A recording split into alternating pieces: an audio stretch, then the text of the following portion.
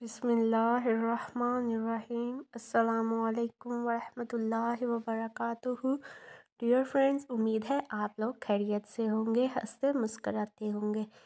آج ہم چلتے ہیں، بات کرتے ہیں۔ اللہ تعالیٰ آہستہ آہستہ تمام دنیاوی سہاروں کو آپ سے الگ کرتا ہے، اس لیے نہیں کہ آپ بے سہارا ہو جائیں، بلکہ اس لیے کہ آپ کو رب کا سہارا جو ہے نا صاف نمایاں نظر آئے، تاکہ آپ ہمیشہ اس اللہ تعالیٰ پر بھروسہ کریں۔ اللہ تعالیٰ ہمیں آزماتے ہیں۔ اللہ تعالیٰ کہتے ہیں ابھی تم تھک تو نہیں گئے، ابھی تو سفر باقی ہے، ابھی تو راہ کے پتھر اور تمہیں آزمایا جائے گا، ابھی تو ٹوٹ کر تم کو نیا ایک شخص بننا ہے، ابھی تو معمولی کنکر سے تمہیں یاقوت بننا ہے، ابھی تو تم کو حدیث نبی صلی اللہ علیہ وسلم کی مثل ہاتھوں میں دہکتا کوئلہ رکھ کر جینا ہے۔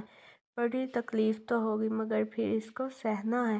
اگر تم پھینک دو گے اس کوئلے کو تو تکلیف کے ڈر سے کہاں روشنی پاؤ گے۔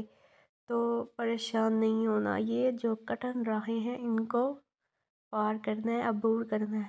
اس اندھیری جگہ کو، اس کوئلے بڑی جہنم میں جانا ہے یا جنت میں جانا ہے۔ دیکھو ابھی تم تھک نہیں جانا، ابھی تو سفر باقی ہے۔ ایک انسان کے پاس جو کچھ ہوتا ہے وہ وہی تقسیم کرتا ہے۔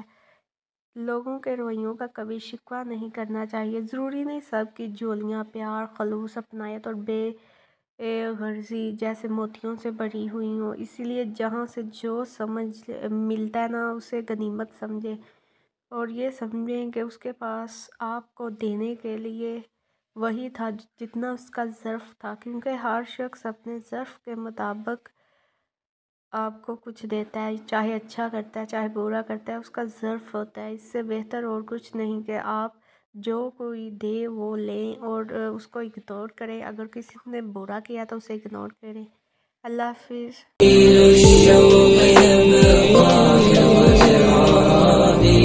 تغيير في الحياة من الصحاب